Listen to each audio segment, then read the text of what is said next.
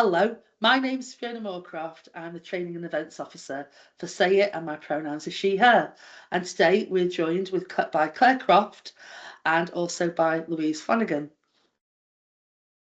Clare, do you want to introduce yourself? Sure. It's so nice to be here. So I'm Clare Croft. My pronouns are she, her. I am based in the southeastern corner of the state of Michigan in the U.S., where I am a professor at the University of Michigan who studies dance, gender, and sexuality. I'm also a dramaturg and curator, and the dramaturg piece is how I come to be on the podcast today because I'm dramaturging Northern Ballet's new production of Gentleman Jack. Fantastic, thank you. And Louise?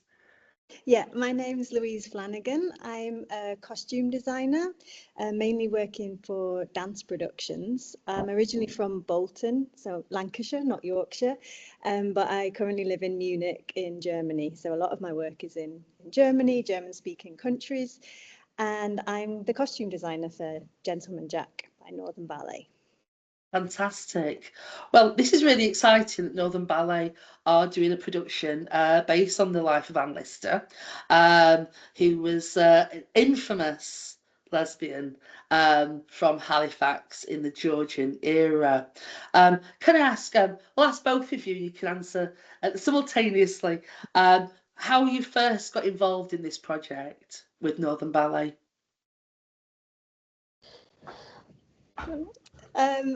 I was approached, I think a couple of years ago. I was back home in Bolton visiting my family for Christmas and decided to go and watch a Northern Ballet production of The Nutcracker in Leeds. And that's where I met Federico Bonelli, who's the artistic director of Northern Ballet. So I think we met before the show, had a coffee together, had a chat. I explained about my work and was interested if there would be any upcoming opportunities to work with Northern Ballet. He kind of said, oh, he'd keep me in mind. And I think it was only a couple of months after that, he got back to me asking if I'd be interested in designing the costumes for Gentleman Jack, working with Annabelle Lopez Ochoa, who's the choreographer. And I just jumped immediately at the decision and at the opportunity and said yes straight away. Fantastic. And you, Clare, how did you get involved? An email from Annabelle showed up in my inbox kind of out of the blue. I knew her work because she's a pretty well-known choreographer in the US. Yeah. She's worked here a lot, but didn't know her at all. And she basically said, I've started this production about Anne Lister, well-known lesbian, and a friend of hers had said, there's somebody in the US who studies lesbians in dance and sometimes dramaturgs. You should reach out to her. And so that was me. So Annabelle and I went through kind of a process of kind of getting to know each other and figuring if, we worked in similar ways. I have done more dramaturgy for kind of smaller experimental kind of work. And so while ballet is the world I grew up in, it was kind of a shift for me in terms of what I'd been thinking about. But yeah, after we talked for a while, it started to get really exciting. And so at that point, I said, yes to joining the creative team. Been thinking with everyone for almost 2 years now, I think was when we kind of really got started. That's how long it's taken to put the piece together then, really, is around 2 years. Yeah, and probably a little longer for Annabelle, but Annabelle, Louise, and I were all together in Amsterdam in like May of 2023. Does that sound right? Well, 2024? What year is it now? 26? 26 now. Yeah, May 24. Yeah. Time flies. Yeah. And so that was kind of, Annabelle had certainly been thinking for a while. And, at the point when I signed on, I just started reading the diaries to try to get a handle on things. Well, that was going to be my next question. Did you actually know anything about Anne Lister before you stepped up to do this? How did you first find out about Anne Lister, Clare? I mean, in sort of scholarly circles of people who study lesbians, there's sort Yeah, of a whole world of people who study Anne Lister. I was not in that world, but she kind of has this iconic status. And then when the BBC series came out here in the US through yeah, HBO, um, again, I was kind of on the periphery. I mean, people's obsession was always slightly odd. Like, it was such an intense obsession that I was always like, what is this fandom thing about? But then I started watching the series and was completely taken, particularly with the actress who plays Anne Lister, Gentleman Jack. So yeah, I've had sort of a knowledge, but a little bit like, was next door to it. yeah, So signing on to do the ballet let me kind of turn towards it in a really full way. yeah. And you started looking at the diaries then? Yeah, yeah. The diaries were kind of really far and away felt like the most important thing to kind of wrap my brain around. Yeah, excellent. And Louise, how did you know about her? I mean, my introduction to Anne Lister was through the BBC series Gentleman Jack. Yeah, as a costume designer, I like watching anything, period dramas that have costume in, whether they're true to the period or not. And I was very interested in watching Gentleman Jack because of the subject matter and also because of the costume design. It's the famous British costume designer Tom Pye who did the costume Yes. series. So that was my introduction into it, and Yeah. loved watching the series. So when I heard there was going to be a ballet, it was sounded really exciting. The subject matter kind of coming Just at want it. to be involved with that. Yeah.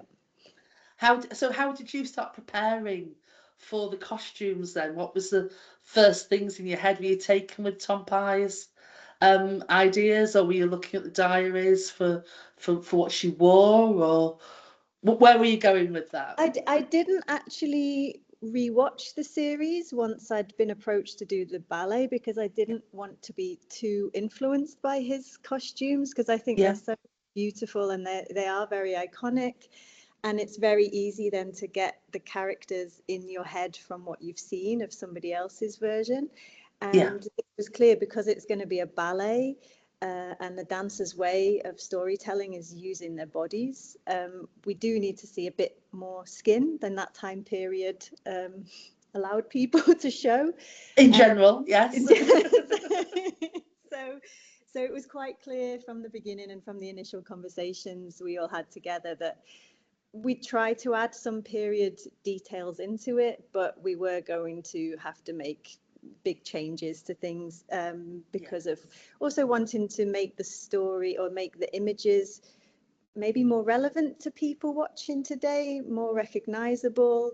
But yeah, keeping some of those historical elements, but also allowing the dancers to move, allowing the bodies to help tell the story. So yeah, my initial research was definitely first looking at the time period itself, because I think to be able to sort of take fragments of it, I needed to look at what it was. And that was quite clear. Oof, this is going to be difficult for dancers and difficult Yeah. for show bodies. But yeah, that was my main initial research, was diving into the time period to see which sort of elements I could extract and then possibly use and adapt in a different way.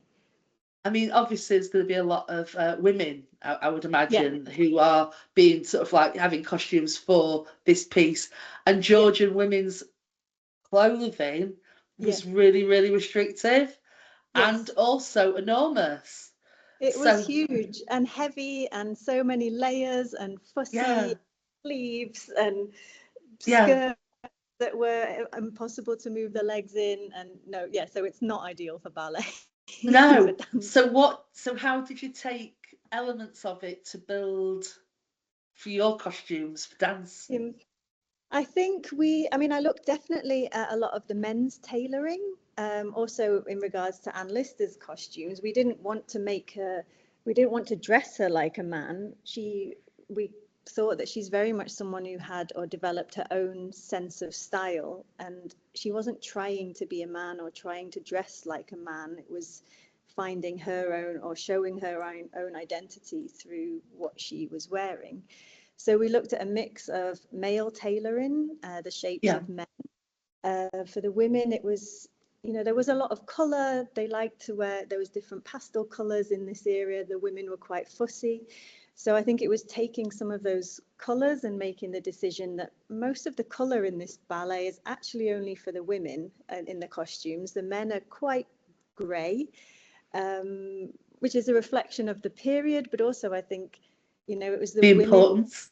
The importance. They're the ones who Anne Lister is looking at, who she's attracted to, and that's where our eyes should be drawn as well, as perhaps in some scenes as the audience. Yeah. That's fantastic. And for yourself, Claire, how did you prepare? What were you looking at when you were looking at the diaries? What were you trying to draw out of them? I think probably the most central thing was how she thought of herself, like who was Anne Lister to Anne Lister. And in some ways, I feel like before we all met that summer, I was just sort of swimming in the diaries and trying to get a sense of them.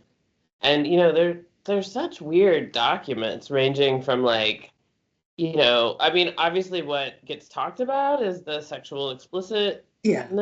but like there's just as much and even more information in the diaries about like her business interests and like just sort of land and in Yorkshire. So I think I was also initially like surprised that they were boring too, and so kind of trying to get a sense of this woman who, has kind of become known for one thing, which is still a really important piece of the Yes. ballet, but also that's somebody who had a complex and layered life. And then as we started to develop the libretto, which is an important part of how Annabelle works. So libretto being kind of basically the ballet narrative. Feeling familiar enough with the diaries that I could start to sort of pull passages that helped us think about the essence of scenes. And all of our early librettos would have, a description of what was happening in the scene and either a phrase or a sentence from the diary that kind of anchored the scene. And I felt like that was really important because it allowed us to start growing this character, if you will. And I think it's important to say that the characters that people meet are, yes, based on these historical figures, but have very much become their own thing. This is definitely a ballet and not a history textbook. And so, trying to figure out the balance of how to be rooted in her diaries in particular, while also recognizing that, the figure we come to meet as Gentleman Jack in the ballet is just that, the central character of this ballet, who, bears great resemblance and homage to Anne Lister and the world that she was from. But yeah, there's been something really cool about watching this other figure grow from the diaries and from the period. That is quite fascinating. I wonder if you could explain a little bit for people who are listening what your role is, what a dramaturg does for a performance. Yeah, so from what I understand, dramaturgs are a bit more common in the UK than they are in the US. So I start there by saying every time I have dramaturg for a production, the job looks a little different, which is what's kind of cool about it. But in general, dramaturgs are folks who are really paying attention to the narrative arc, and that was obviously an important part of this. Annabelle very much writes her own librettos, so I was more sort of research support and, conversation partner on those, but the libretto really is shaped primarily by Annabelle with a lot of support from me. And then being sort of an ongoing research support, partially because I am a scholar of gender and sexuality, and particularly of lesbian representation. In the studio, I'm there thinking about, given that this is really I mean, the historian in me doesn't like to say things are a first, but I do think this is among the first treatments Yeah, of a lesbian story in an evening length ballet for sure. Really thinking through, the codes of ballet are all really based in patriarchal chivalry. That's where the thing comes from, yeah, from courts and often from scenes of men and women marrying each other at the court. To the degree to which that ballet is, you know, focused on heterosexuality and this particular ideal of who a woman is, like, can't be overstated. Like, it's like drenched in that. And so really thinking about what does it mean to represent a lesbian's life, desires, intimacies in the context of a form that has really been built to display a different kind of existence. And so being in the studio and sort of thinking through, are these characters that we started imagining on the page, what's happening to them as they become three-dimensional figures? And then finally, as a dramaturg, I also love doing a lot of audience engagement. So, conversations like this, helping people find their way, I think will really, really important with this ballet, because I think the hope is that, some folks might want to check out this ballet who have never thought ballet would be a place that felt particularly welcoming or interesting to them. And then on the flip side, I've also been doing some conversations with folks who love ballet and have seen a lot of ballets and for whom yeah. this ballet is probably going to press their notions of ballet audiences.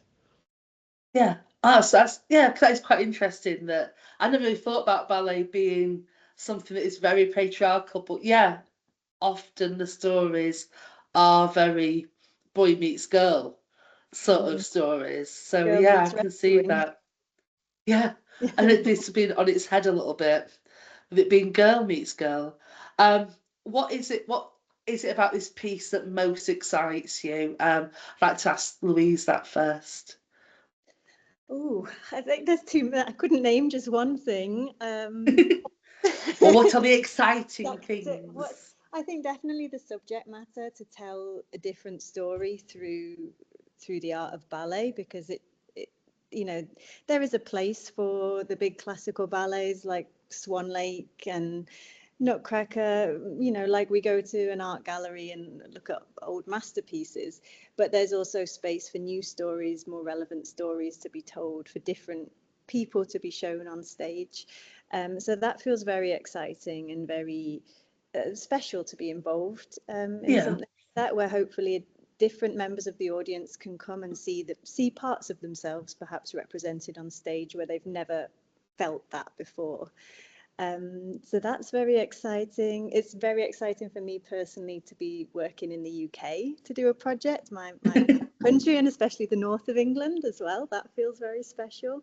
And to be working with this international team yeah, together at Northern Ballet, and the dancers there. It's really nice for me now. I mean, we're almost there, but we've been having a lot of costume fittings, and so I get to speak to the dancers who are playing the characters, the yes, people, and it's really nice to see them in a costume fitting, put the costume on and show some of the choreography and start to feel how the costume can help them with the storytelling, with their characterization and who they are. Um, yeah, it's just I think all of it's exciting. all of it's exciting. Yeah. And Claire, do you agree? Is all of it exciting? Yeah, I mean, I would say two things. One is that kind of what I was just saying, ballet is sort of paradoxical in the sense that women are so centered in the form. If you go to a ballet, the vast majority of the people you see on stage are women, people identify as women, generally cis women. Um, if you go to ballet school, same, you see women everywhere. But then when you get to the stories we tell, we don't really offer that many variations on what it might mean to be a woman. Mhm. And I think what's exciting in this work is that, of course, Anne Lister's Gentleman Jack is a very different kind of lead woman, ranging from the fact she's interested in women and solicitous of their attention, and at a more technical level, she's not wearing point shoes. She dances really differently than we see a woman do. And then the fact, because there's kind of this love triangle in the mix, the first act focusing on her love affair with her friend and lifelong love, Mariana, and then the second act on her romance with Anne Walker, who, she pursues partially for her wealth, but also it seems like for love. And then, of course, there's symbolic marriage.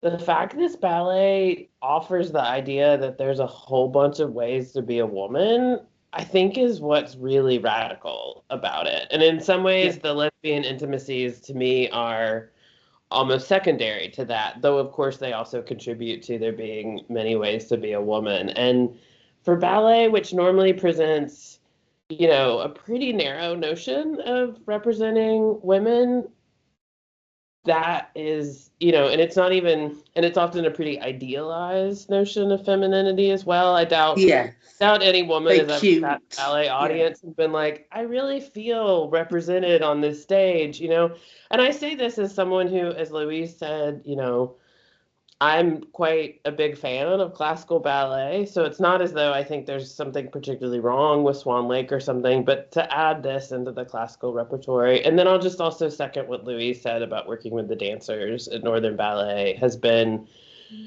this is asking really different technical things from them. Women are partnering women. That is not something that ballet dancers are very accustomed to do. And from 1 hour into the first rehearsal in August, I felt really good about where this was going to go. The dancers came in open and curious, and I feel like that has been kind of a secret sauce, if you will, of what's so exciting about this project. Yeah, because I suppose you're right. Women partnering women does happen in other forms of dance, but perhaps far less so with ballet. So yeah, just kind of like pulling people out of their comfort zone a little bit. And if the dancers are really happy with that, that is fantastic, isn't it? Do you know what I mean? They're going to try something new and do it. Has anyone actually seen any parts of this piece yet? Has any bits of it been performed to you, or how far are they in with that now?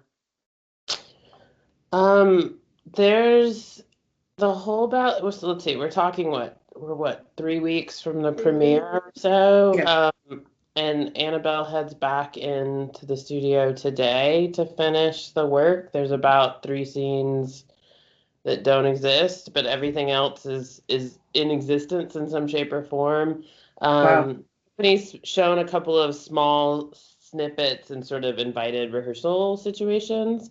Yeah. But March 7th in Leeds, and then the end of the month in Sheffield will be 2 of the first times really anybody sees it beyond a really small audience.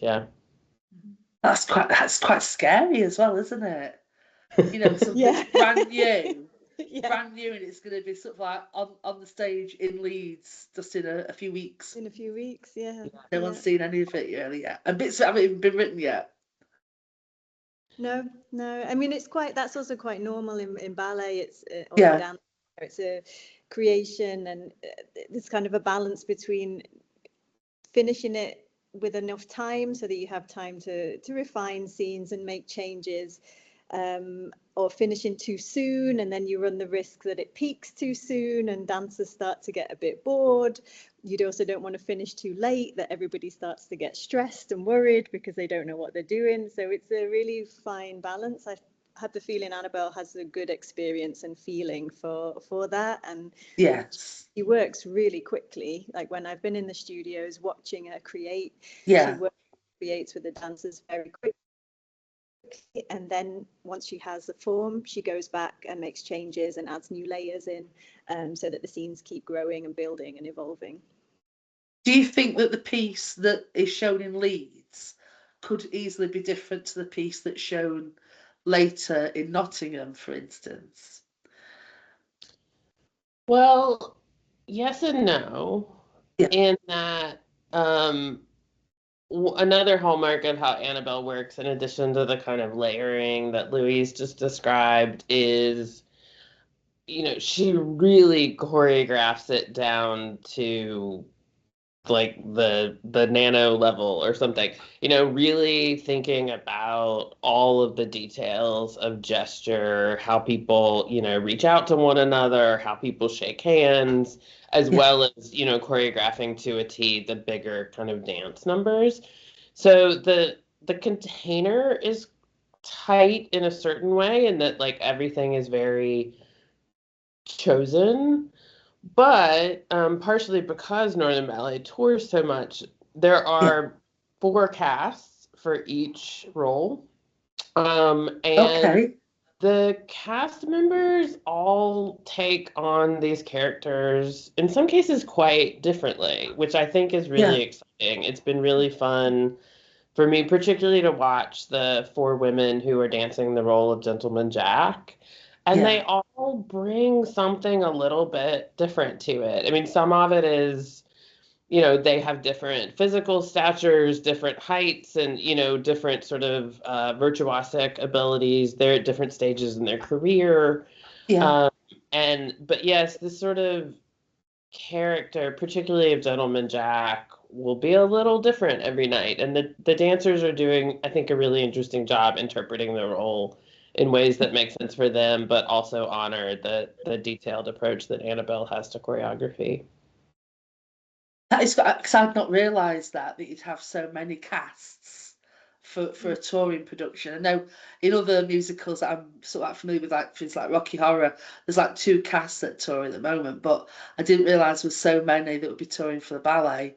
So yeah, that is quite fascinating, isn't it? That so many different people are going to be playing Anne Lister, and so different people are going to be playing Mariana and Yeah. playing Anne as well, so just to see how they're going to do that. How does that work for you and your work, Louise? You know, with With costumes of all these costume. different people. Yeah, well, that's I mean, that's down to also Northern Ballet's wardrobe department. So when they get the cast list with the different casts, and you know, it's not just the main characters, the main roles which have different casts. That then has a chain effect down on all Of the group course. scenes, because whoever's not first cast in, so for example, first cast Mariana is probably second cast Minor, or second cast of another character. So they have to have, you know, the costumes that you will see on stage if you go and watch Yeah. production is probably less than half of what's actually produced, Wow. um, because the dancers have different sizes, and they do have to fit very well because of their range of movement. Yeah. They need that good fitting costume to be able to do what they need to do, and also for logistic purposes of washing. You know, if they're doing 7 shows in a week, things Just keep need to be rinsing them washed. out. You can't expect a dancer to put on a costume which hasn't been cleaned that another dancer wore the day before. Yeah. And also to keep the costumes lasting a bit longer. If they're worn every night, you know, by Sheffield, might be looking a bit sorry already. So that's why you need more costumes to Yeah, keep the of life of course. yeah. So when you're making the costumes and you're making them with the thought of different bodies Yes. wearing them, how do you actually come to design that then? Because obviously some people might be taller, which might mean that a certain type of costume would look great. But if you've got another shorter dancer as Yeah. well, that might not be the costume for them. So how do you adapt It's all, I costumes mean, to different it's bodies? it's always a bit difficult. I think one of the things that we spoke about quite early on for this was that because there's women partnering women, which isn't something that classically trained ballet dancers are used to doing. They don't have as much upper body strength, so Yeah, the actual partnering and lifts. lifting of another woman, it could potentially be dangerous because it's not something they've trained their body to do. So it was quite clear that the dancers who would probably be cast as Anne Lister would be slightly taller women, whereas the dancers who would be cast as Anne Walker would be smaller women, just to Yeah, help balance and help with the partnering. So that was quite useful to know in advance when thinking about their costumes. And then when it's for soloists, you know, when they have a solo role and they have their yeah, own costume, I'm very happy in fittings for them to be slight slight differences in the different casts. If, you know, a length of something looks better 2 centimeters longer on one cast but 2 centimeters shorter on another cast because of their body proportions, I'm happier that it's adjusted in that way rather than saying no, every skirt or every waistcoat has to be this length. Yes. That allowing a bit of flexibility for it to fit on the dancers' bodies. With some group costumes, that's a bit harder. You kind of have to find a happy middle ground that looks good on everybody, and potentially that the costume actually might have to fit a few different people as well. So it's finding different ways of making adjustments, making allowances, and make everybody look or feel good at the same time. Fantastic.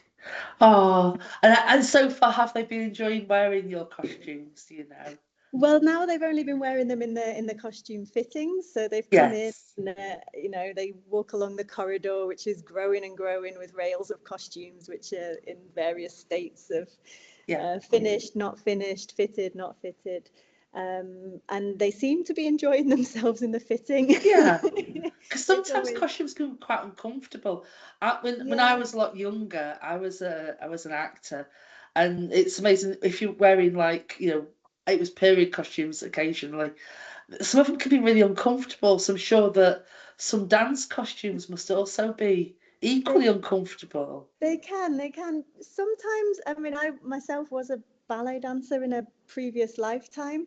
So I don't know that feeling too. I felt though that sometimes if it was a, you know, period piece and you were wearing a period costume, which was restrictive, it did help in some way to get into the character that fit to the role you were playing. Because you knew how that person could move. Yeah, or they couldn't move, or they couldn't breathe. Yeah.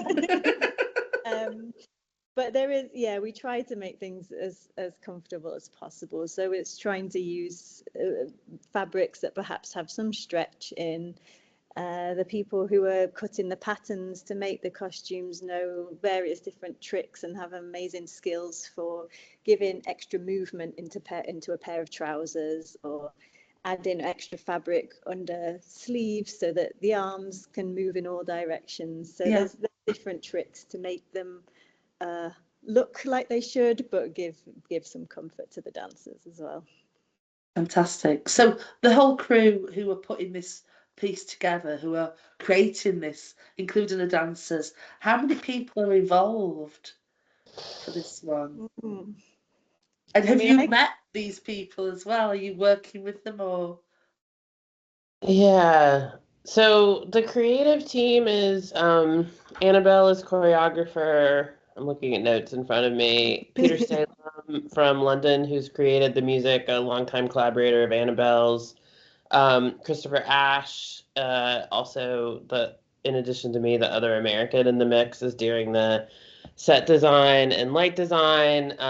Louise and Jemima Brown, who's a dancer in London. And then, but like, that's just the creative team. You know, the company of dancers is quite large. All the amazing people in wardrobe and set design and the tech. It's a pretty massive, big concern. I mean, I'm sure if we counted all of those people, we'd be around 100 at least. At least. I wanted to say amazing. More, perhaps. Wow. Yeah, if you also include, you know, other people in various offices, marketing.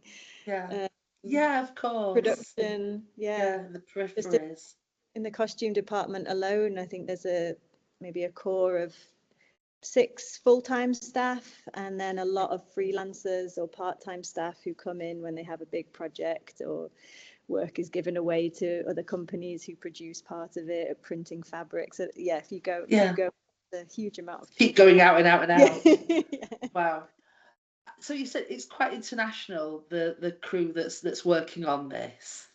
You know, is that because of Annabelle's work in other countries that she's pulling from different places? I think there's kind of a range of reasons. But I think that's part of it. And people also, you already know and trust are easier, aren't they? Yeah, I think also that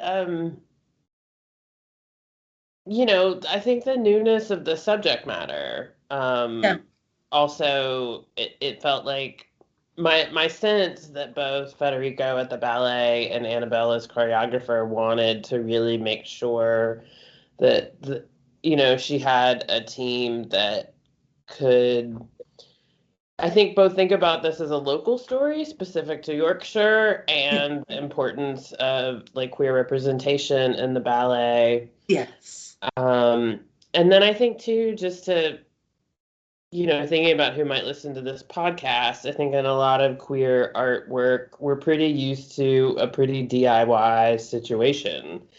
And one yeah, of, like when I dramaturg for kind of usually for queer work, we're dealing with, everybody's pulling their weight in like 10 different ways. And, yeah, on the stage small manager budgets. as the dramaturg is also Yeah, thinking about props and, like it's just, which is great. And like that's yeah, an amazing way to work. And I love the kind of queer DIY scene. And also it's amazing to see arts organization of this scale and size take on queer yeah, work and the kind of um, specificity and detail that can be brought from like all these like layers, and this sort of Louise is describing like tentacles, that this yeah, is really a giant group of people turning their labor and attention to telling a queer woman's story is yeah. kind of wild. Which is quite unique, isn't it, really? It really Yeah, is. Because I've got to be honest, I've noticed in the last, I'd say, 10, 15 years that queer, like, art performances, they are getting increasingly, as you put it, DIY, very small scale, low budget, no budget, and it can be quite annoying at times. It's lovely to have these grassroots things going on, but when you realise that you're still having the same money given to you by bigger organisations who put other performances on for straight audiences and with straight stories, it makes it quite different. You're like, well, that doesn't happen for us. So I think this is really lovely that, yeah, somebody's had the foresight to go and create this. And hopefully lots of people will come along and see. I know the very first time I ever went to Shibden Hall, it was full of grandmas and granddads all yeah, pootling round on a Tuesday afternoon. And it was like, I was kind of stunned by that because I was expecting more of a Ladies Llangollen sort of vibe there, but no, just very quiet, you know, older chaps, older ladies, walking the dogs, pooling about. So it's very different to what I was expecting. So I'm hoping that this will also be different to other ballets and things that I've seen before. and Um, then maybe just a quick story in that yeah, vein, which was yeah, in August, we had sort of a workshop session trying out movement and for a sense to kind of Annabelle to figure out what was possible. And on that first morning, she was working on some material for Gentleman Jack and also some material for one of the love duets between women. And essentially the question in the room was, could the women partner each other and what would that look like? Because as Louise said, that's just not typical in the training for yeah, a classical ballet dancer. And so we are working on this kind of duet material and just seeing what might happen. And a ballet class let out next door because Northern Ballet is also a school. And there were, kind of a gaggle of young ballet students, all, they looked like probably early, early teen, adolescent to me, yeah, say 10 to yeah, 12 young or 10 to people. 13 or something. And the studio has windows, and so there's like a bunch of little faces just out of class pressed up at the window watching all these women partner each other. Yes, And you know, for young ballet students to see that this might be something as a professional dancer they would be asked to do, yeah, I think is really revelatory. And so yes, recognizing that this kind of intergenerational possibility, having women attachments and intimacies represented through ballet. And it doesn't matter if I'm not in any shape or form saying that like this would affect these students' gender or sexuality, who knows? But to No, recognize that, it like, expands their career. yeah, that would be an expanded professional opportunity, that it might just sort of expand their artistic notions. It's hard to imagine something exists if you've never seen it. And Especially if you're told it doesn't exist as well. yeah, yeah.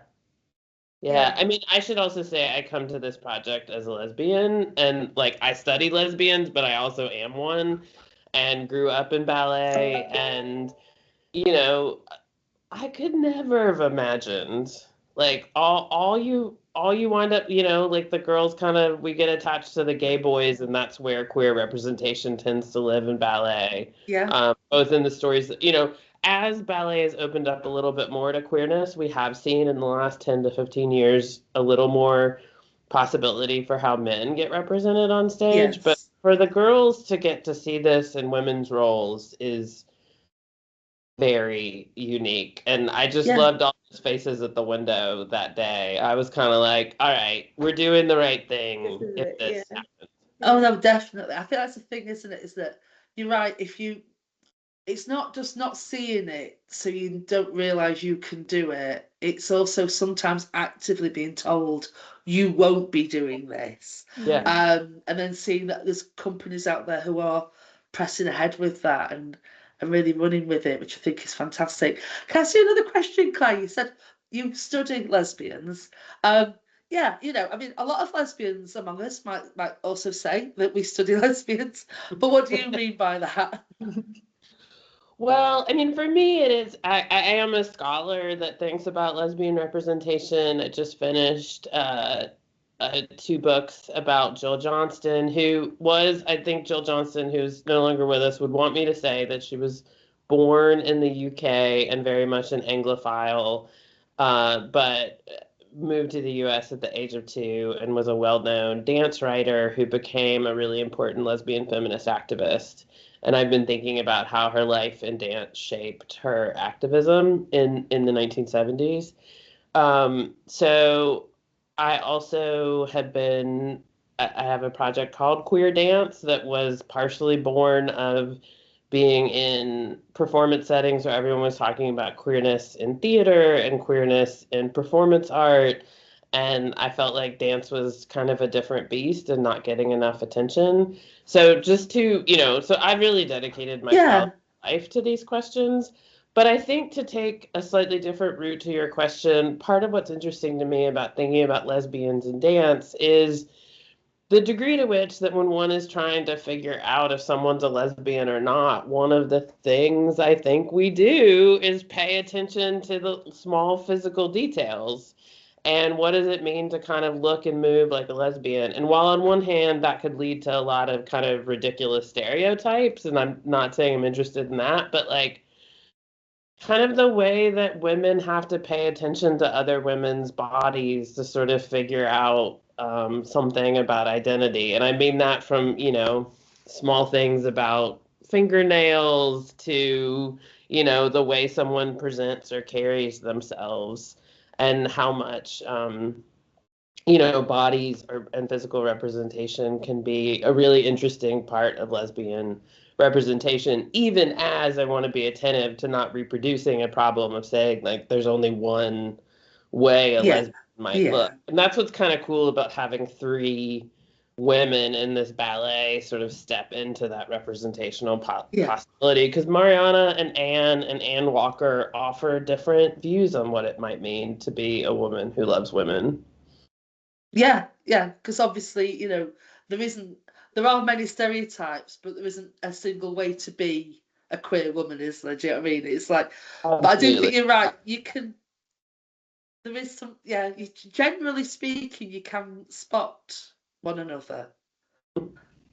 I mean, it seems Every, that way some days and other days not, it depends on the exactly, situation. But exactly. it I'm but it thinking is. about the American actress Natasha Lyonne. Everyone always looks at her and thinks, how is she not gay? But she isn't. She isn't. But there's a lot of things about her that make you think you move like a queer woman moves. It's hard to yeah, it's a Well, difficult I one, think isn't it it? goes to kind of the relationship between this question of how do we embrace that there are many ways to be a woman, and I Yeah, think lesbians have been up to that for a long time. forever. Yeah, And that, so I think sometimes when lesbians fans attach themselves to a certain figure, I might argue that what lesbian fans are being drawn to is this kind of broader representation of what it means to be a woman, as opposed to the exact details of someone's intimate life or identity. yeah. And that's, I don't know, it's a really powerful thing. It is. It is. From looking at the diaries, have you looked at the diaries as well, Louise? I mean, I Alistair's haven't. diary. I looked at passages from them, but Yeah. I've not read them in the same way No. Claire has. No, that's fine. I was wondering, from reading them, do you like her? I mean, I think this is also a conversation we've had quite a lot of. What is she? Is she likable? Does she need to be likable? Do we need to like I her to personally admire don't think she her? needs to be likable at Yeah. all. I mean, I think she's fascinating, isn't she? But Yeah. did you like her? I mean, yes and no. Yeah. Like she was Yeah, interested in expanding possibilities for herself and less interested in expanding possibilities for those for whom that wouldn't serve her. And I think yeah, that's another reason her story is important right now, because it raises lots of questions around, like, do we want do we want freedom in general, or do we want like freedom really specific to the self? And so while, a lot of the ways she pushed gender and sexuality norms are incredibly laudable, her like class politics and thinking about people in classes lower than her was awful. Like she was terrible, and like, was really committed to keeping uh, British life very stratified and keeping folks who were down. And in that sense, she's awful. yeah. So, I mean, she's a so complete both. Tory, isn't she? So that's yeah. She's like an archetypal Tory, of like Hmm. that's what the expectation is, um, like Ebenezer Scrooge almost, in that sort of vein of I'm here and I'm going to fight to keep you down.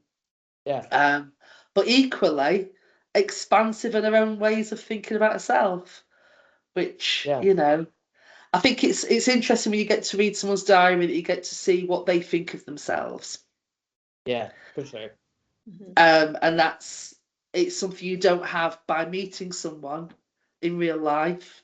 You don't get to see how they think of themselves through a conversation necessarily, but reading a diary, you've got a little insight, haven't you, as how they view themselves.